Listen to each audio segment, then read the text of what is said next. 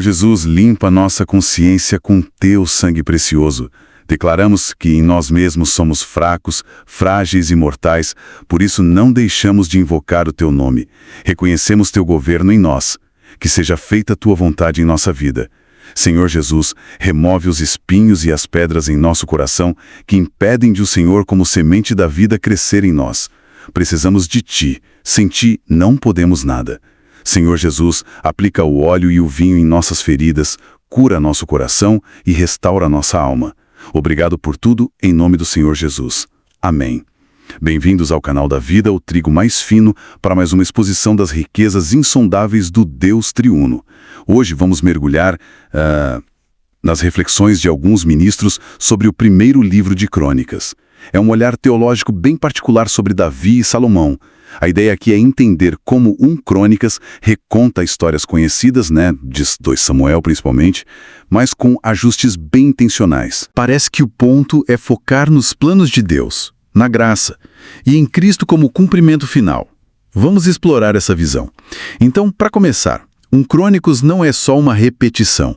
Qual seria o grande objetivo dessa releitura, segundo esses ministros? Exato. O foco principal, de acordo com essa interpretação, está nos conselhos e promessas de Deus sobre o reinado davídico, Promessas que, se cumpririam em Cristo.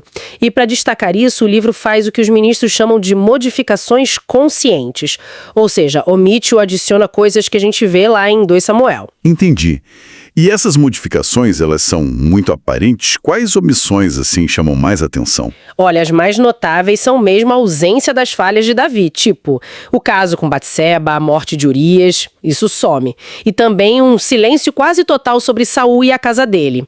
A explicação dada é que a intenção era retratar Davi como o rei segundo os conselhos de Deus. Um modelo mais idealizado, talvez.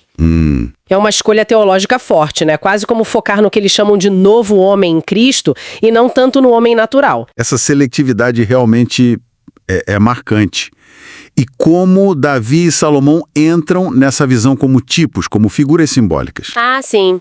Eles são apresentados numa dualidade bem interessante que os ministros chamam de tipológica. Ou seja, apontam para Cristo. Davi é o rei guerreiro, sabe? As batalhas dele, ali em 1 Crônica 18 a 20, preparam o caminho, simbolizando as conquistas de Cristo. Já Salomão, ele é o homem de descanso, o rei pacífico, como diz lá em 1 Crônicas 22.9. Ele constrói o templo, traz a paz, prefigura o reinado de paz de Cristo. E a ideia é que os dois aspectos se unem em Cristo, a guerra e a paz. Exatamente. A conquista e o reinado pacífico, ambos nele. E tem aquela questão da dupla coroação de Salomão, que só aparece em Crônicas. Como isso é interpretado? Sim, 1 Crônicas 23.1 e depois 29.22. Isso é visto como um símbolo das duas fases do reinado de Cristo.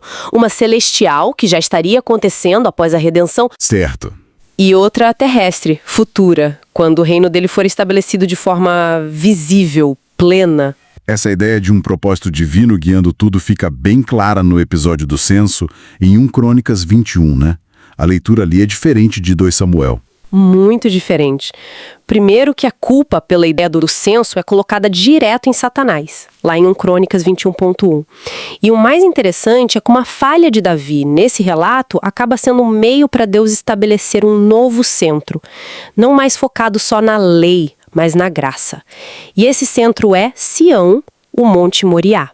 Uma transição da responsabilidade humana para a graça divina, então. Isso. É como se a falha abrisse caminho para a graça se manifestar de forma mais central, ali no lugar do futuro templo.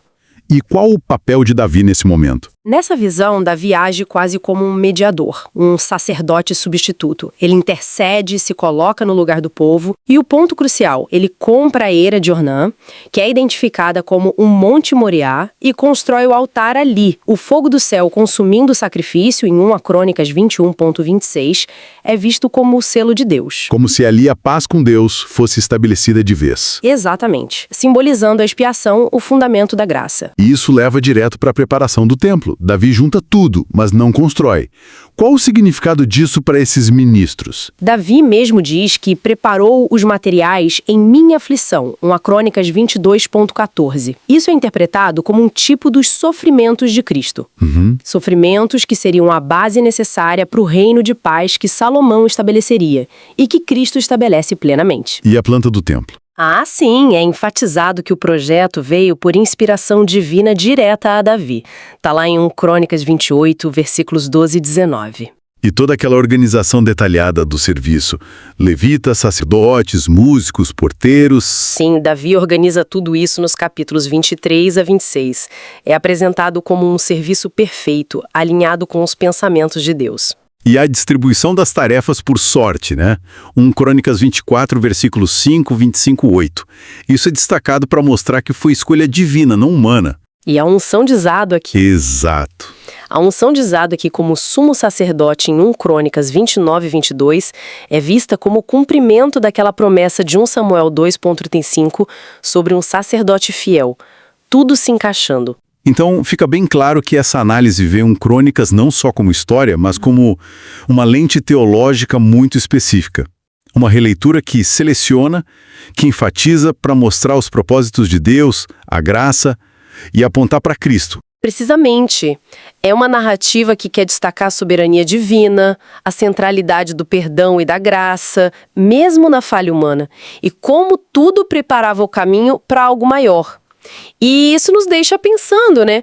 O quanto a forma como contamos uma história, o que escolhemos mostrar ou esconder, não só relata, mas ativamente molda o nosso entendimento do significado mais profundo daquilo e talvez até do próprio propósito divino por trás dos eventos. Uma reflexão importante.